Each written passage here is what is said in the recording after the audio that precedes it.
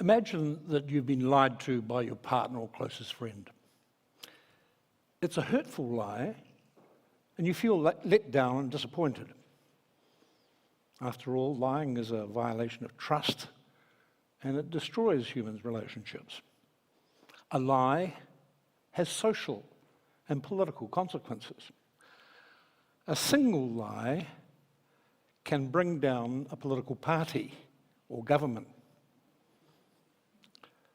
Hitler coined the expression, the big lie in Mein Kampf, a lie so colossal everyone would believe it, because no one could believe that the truth could be so hideously distorted. Have you ever held a conversation with someone who lives in a fantasy world where you suspect everything said is just total exaggeration? You might be dealing with a pathological liar. Typically, a pathological liar is narcissistic, selfish, and delusional. Lying becomes compulsive and habitual. Pathological liars suffer false memory syndrome. Many believe they've accomplished superhuman feats. This kind of compulsive lying is regarded as a psychiatric disorder. We all lie on occasions. Most of us might tell a white lie to save someone's feelings, but most of the time we tell the truth. We are brought up in a culture which has a deep respect for telling the truth. Some would argue that in our culture we are compelled to tell the truth about ourselves and our feelings, even when the consequences might be painful. Sharing our private lives and confiding in others actually creates intimacy and relationships. In the age of social media, there's a fascination with the lives of ordinary people. We have become the confessional society. Reality TV rules. Western society has established the confession as one of the main rituals that we rely on for the production of truth, not only in the social media, but also in the courtroom, in the newsroom, and in the classroom. Truth is central to all our institutions.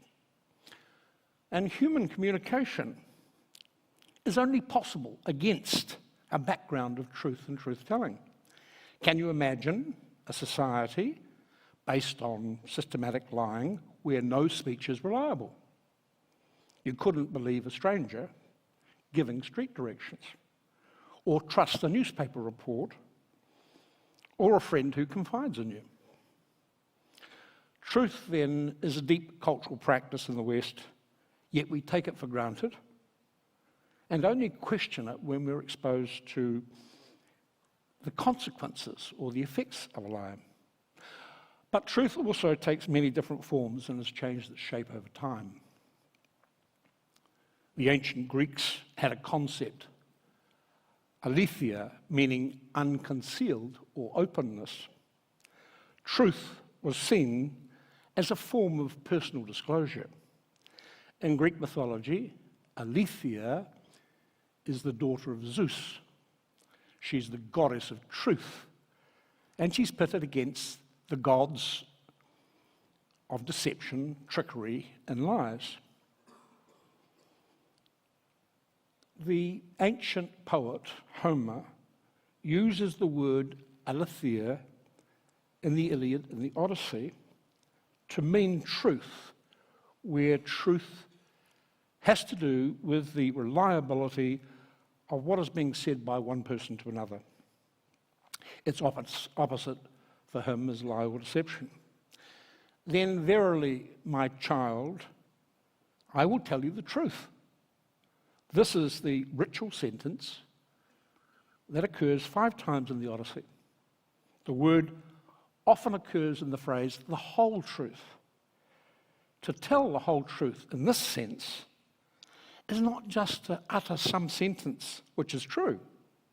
It is to give the whole account, to tell the whole story. In the Iliad, for example, Achilles asks Phoenix to act as umpire in a chariot race and to report back to him the truth. The traditional oath required of a witness in court proceedings, to tell the truth, the whole truth, and nothing but the truth, dates from this ancient source 3,000 years ago. In this ancient tradition, aletheia is a matter of being truthful and open in one's personal dealings with another. So what is said can be taken by hearers as reliable and trustworthy. It seems like all classical cultures have a notion like truth. Chinese philosophy uses the term Dao, which means way in the sense of path. The Dao also refers to a philosophical tradition concerned with moral education and rightful action. It functions like truth in the Western tradition. Dao is the intuitive knowing of life that cannot be grasped theoretically or as a concept, but can only be known through the actual living experience of one's everyday existence. It represents the underlying natural order of the universe and refers to the spiritual enlightenment that follows from living the proper way. In Buddhism, the Four Noble Truths comprise the essence of the Buddha's teachings. They include the truth of suffering and the truth of the path that leads to the end of suffering, which can be learned as the realities of the world by those who have reached nirvana. I teach suffering, its origin, cessation, and path. That's all I teach. The Buddha declared 2,500 years ago. The Persian philosopher Avicenna, in the Book of Healing, defines truth as that which in the mind corresponds to what is outside it. The Islamic tradition puts a premium on truth-telling and avoidance of lying and deception. I will not claim that truth is universal to all cultures, but it certainly seems to underwrite the classical civilizations. Testament. Now here's an interesting word. Testament means testimony, witness, evidence, proof, all relating to the family of truth. One source very influential in Western culture, as you know, is the New Testament. In the Gospel of St. John, Jesus says, "I am the way, the truth, and the life." He says to his followers, "You know the truth, and the truth will set you free." We analyze this. We see Christianity, truth is part of the Godhead. In Christianity, truth is divine. And as Augustine argues much later, lying is a sin. One historical consequence of this is that truth is associated with spiritual freedom, later political freedom, and it's also expressible in language. It's the basis for the secularization of truth in science during the 17th century, when truth becomes a property of sentences. A very brief history of the concept of truth reveals that it changes its meaning over time. So, for example, in the Middle Ages, truth shifts from a subjective concept associated with my troth, meaning my word or oath, into a more objective one used in the political realm to refer to legal documents. Truth comes to mean being in accord with the law, in accord with the facts, and later in accord with reality. This, then, is the essence of empirical science, where true really means an accurate representation of the world, of reality. In 1684, a German philosopher makes a distinction between truths of reason and truths of fact. That is, between necessary and contingent truths.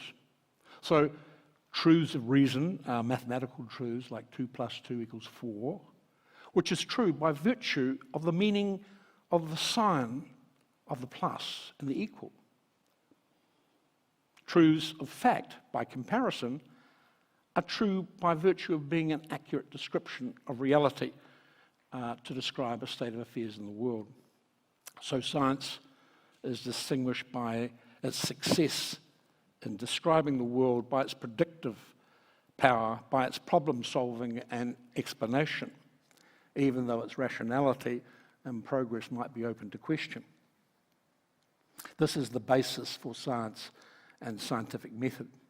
When claims to knowledge don't meet these standards, we call them pseudoscience. Really the difference between astronomy on the one hand and astrology on the other. In the West, besides scientific and mathematical truth, we also have a tradition of truth-telling. It was initiated by Socrates, revolving around 4 questions. Who is able to tell the truth? About what? With what consequences? And what relation to power? These practices link truth-telling to the law, to education, to history, to the media, and to ourselves.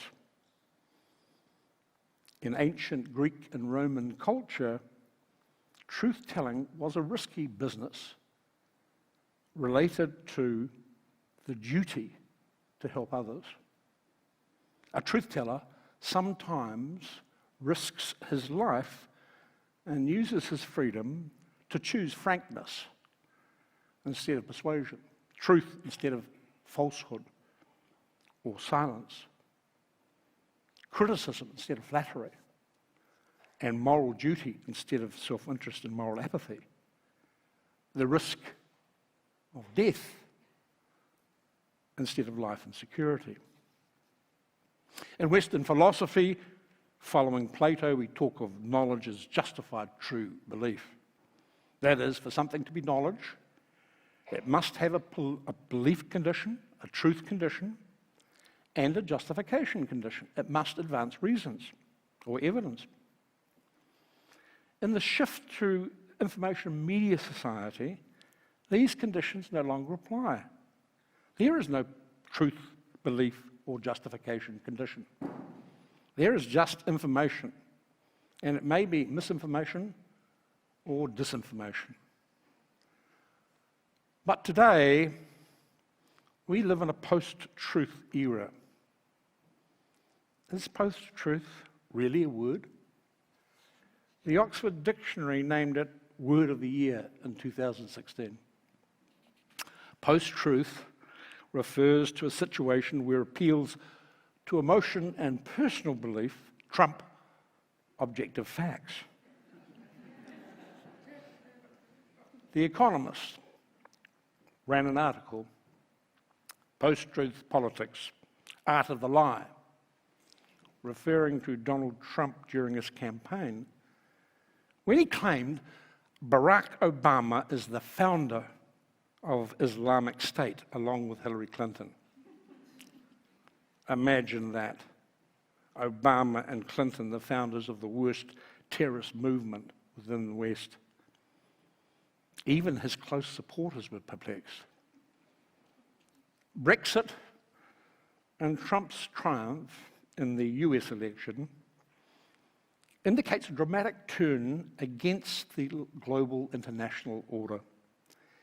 It's fueled by a coincidence of older, conservative social values, anti-immigration sentiments, climate change denial, and some worrying trends to do with white supremacists. Working class folk from the deindustrialized areas in the US got left behind when American manufacturing went east in search of cheap labor. Trump's style and his American First policies are delivered by Twitter. It's a form of media that lacks all reflection and fact-checking. Post-truth media is linked to the earlier concept of soundbite and photo opportunity.